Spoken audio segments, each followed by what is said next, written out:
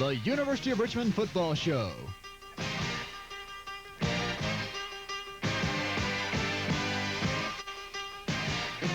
Brought to you by U-Crop Supermarkets.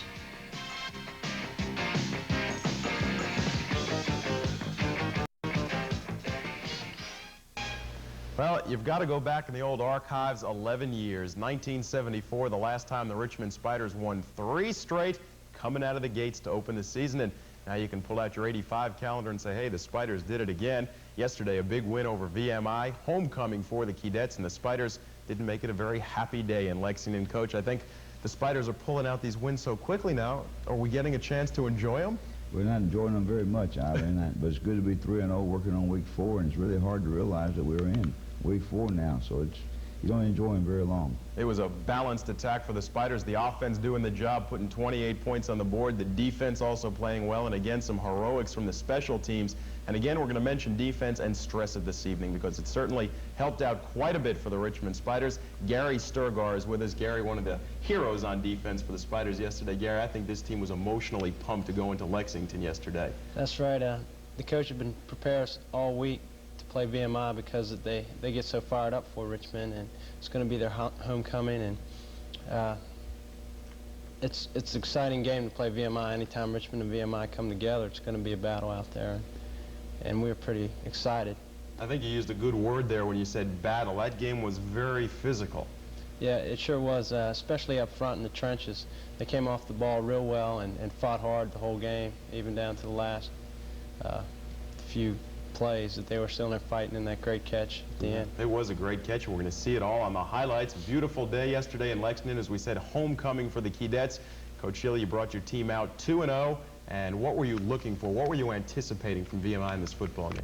We knew that they were playing much more like they had in the past, and they had played very, very strong for the full 60 minutes against UVA. We knew it was going to be that type of ball game against Richmond, and their home game, their opener with the new coach, Eddie Williamson, homecoming, everything that's going for the Keydets. So we knew it was going to be a physical game and one that was going to be high in emotions, and it certainly was a typical VMI Richmond football game. You saw the captains for the Spiders. Troy Gray, who's out for the season after knee surgery, was one of the honorary captains. John Armstrong had some problems this week with an injury. James Church came and returned the kickoff, and Spiders didn't waste any time, Coach, going 77 yards and putting points on the board before VMI knew what hit them. One of our objectives for this week was to score in our first possession of the game, and here we do a very fine job as Bob laying it off to David Bleier on his safety valve. Danny Holly bouncing outside, picking up a key first down right here, turning the corner and getting just enough yards for the first down. David Bleier running very tough and strong. I thought he'd already pulled that one out, but he came back too, running on in tough for the touchdown, and he's really having a great year. You know, David didn't have over 100 yards in this game, but I bet he ran 200 or 300 yards, picking up the 70 or so that he did. Spiders do indeed score on that first possession, jump out to the 7-0 lead on the 77-yard drive. Richmond gets the ball back after the defense holds, and against this 6-man front that VMI was laying out, did you think you can turn the corner and go outside? I saw Greg Grooms in the ball game an awful lot. Right, we wanted to go outside, and they were pinching a lot inside, holding the north-south attack down quite a bit, so we went off tackling through the football and balanced up our attack pretty well. That's Bob connecting with Leland again, and Greg was having a great day, and all of our backs played very well, and our receivers played very well also.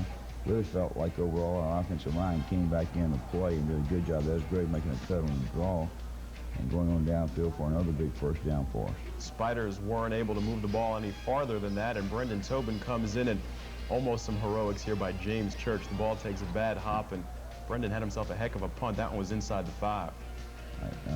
James got down, almost made that catch. He makes one later on in the day and did a fine job. We only punted twice for the day. Brendan did a good job of hanging up and turning over all his punts. There's number 70, Gary Stergar, the gentleman to my left right now. Gary, what were you anticipating from them, particularly on offense, to run the ball a little bit more than pass, perhaps?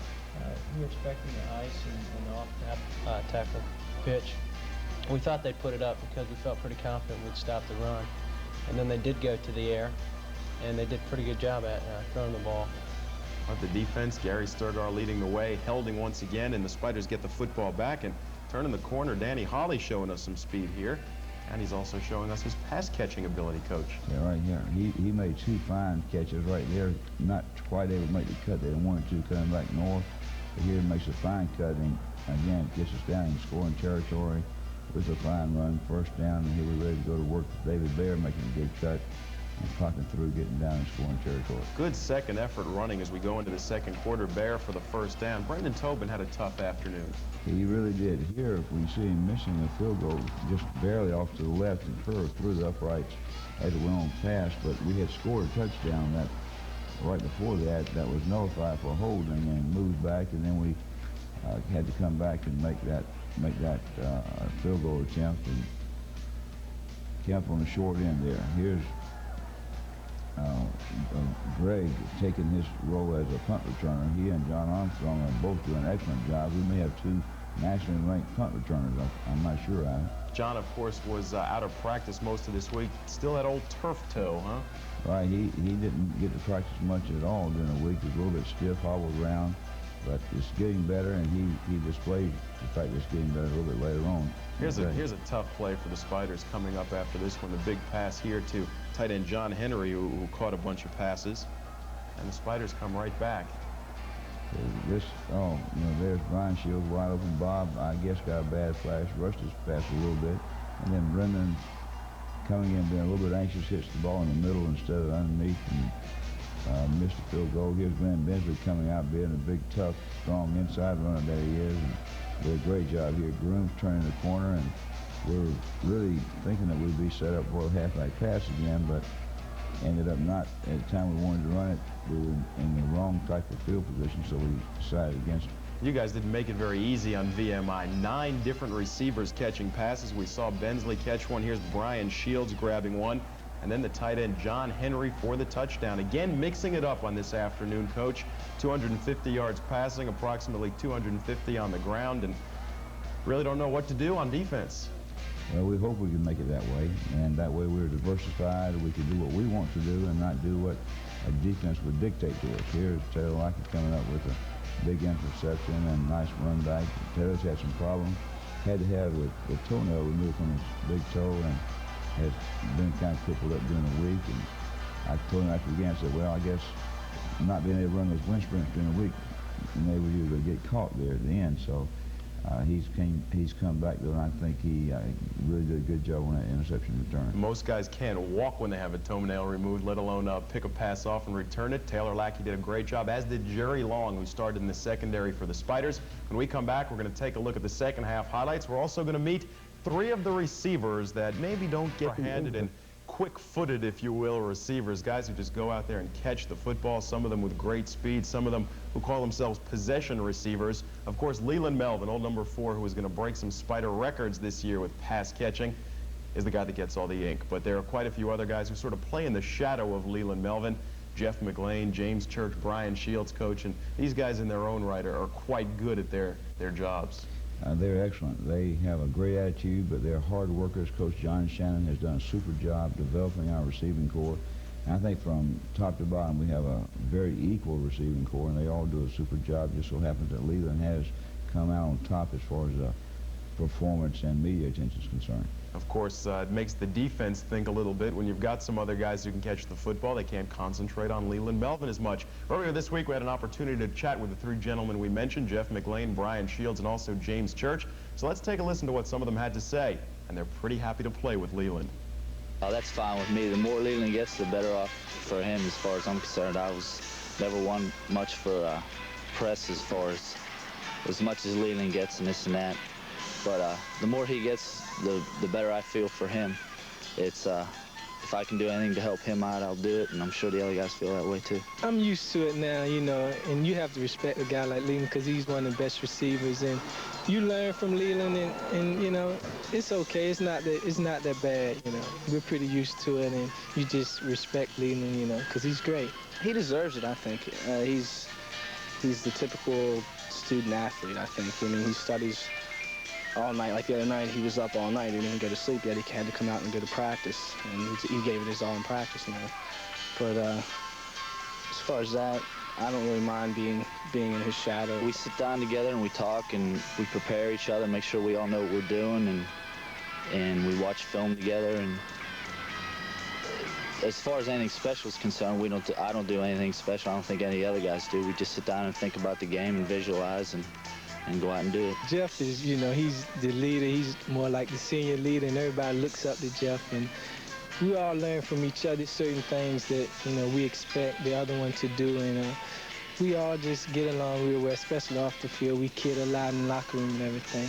And I think it's real good because you need that.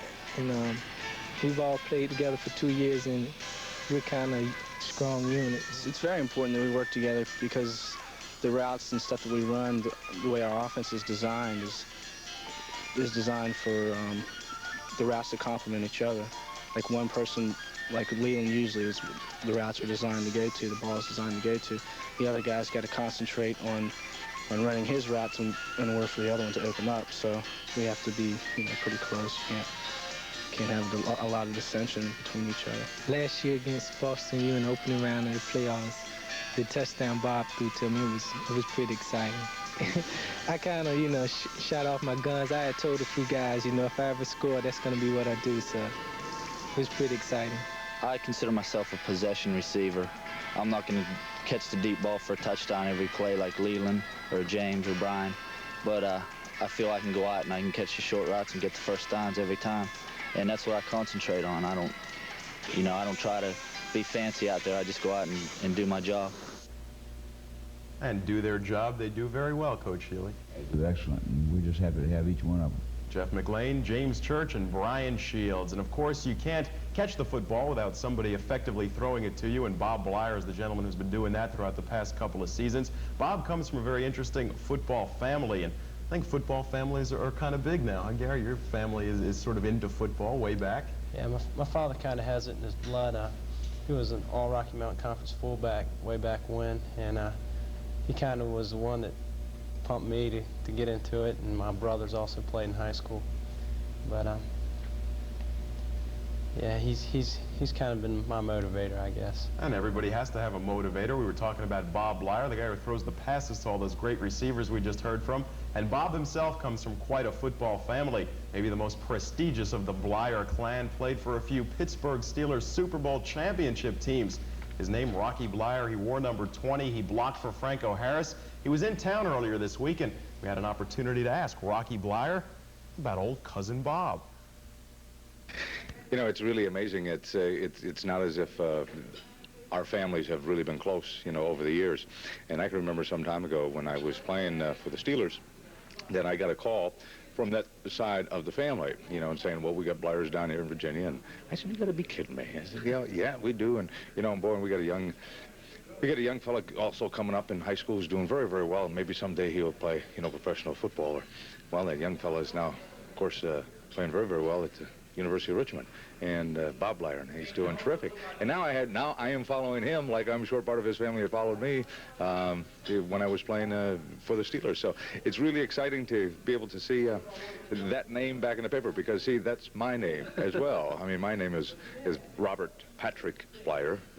My father's name was Robert Thomas Bleier, and so now we got another Bob Bleier in it.